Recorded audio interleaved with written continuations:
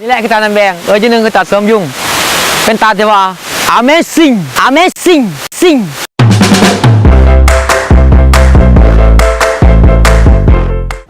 สวัสดีเพื่อนๆทุกคนมื้อนี้ทีมงานของเราจะเดินทางมาท่องเที่ยวน้ำตกตาดน้ำแดงที่เมืองหนองงามแข้งสารวัตรและที่สุดพร้อมกับเกียมพร้อมก็คือหมวกกันน็อกและก็แขนยาวพิเศษชุดรถประจำโตของเราการท่าของเราก็คือเมงกะไซขาดอะไรก็คือคันดำหมวกกันน็อก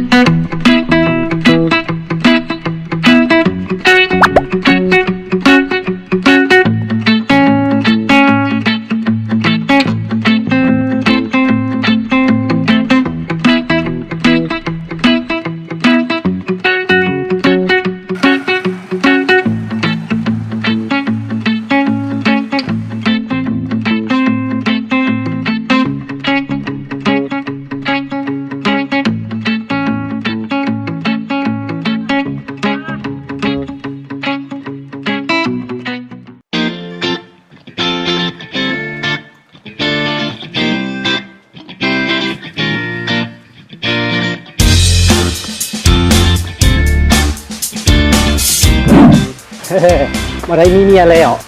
มาได้เชิงดูสิไปยากแล้วมึงเขาบอดี้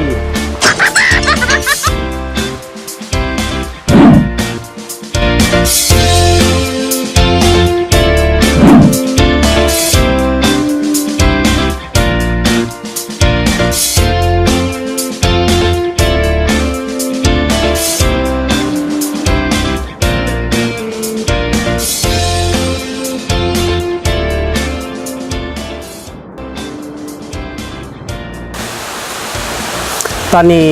เฮามาฮอดตาดหวยส้มยงหรือว่าตาดน้ำแดงซึ่งเป็นตาดที่อยู่ท่ามกลางป่าเขาป่าดงดิบบรรยากาศที่ว่าใช้ได้แล้วก็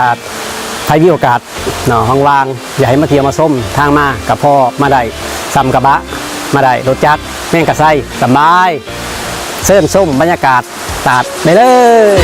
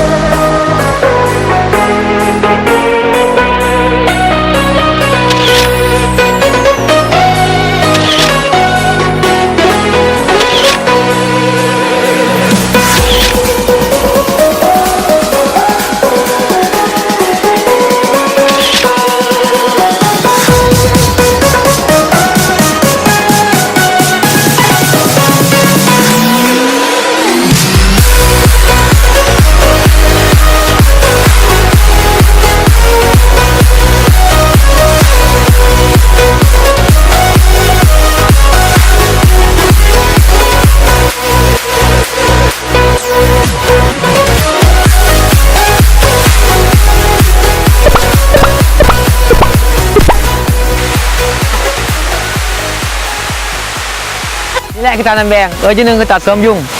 เป็นตาที่ว่า amazing ตาดพี่น้องตา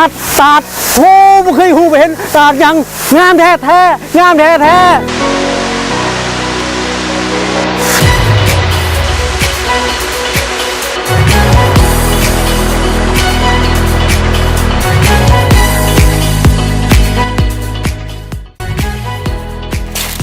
กาแฟพี่น้องกาแฟ เ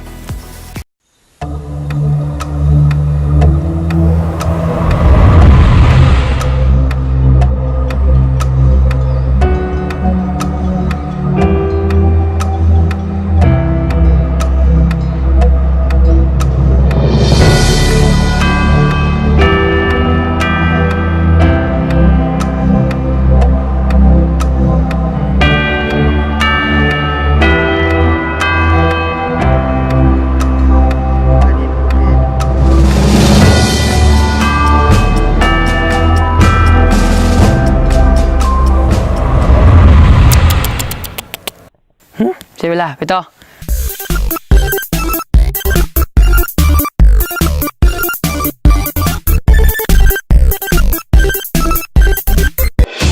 ไป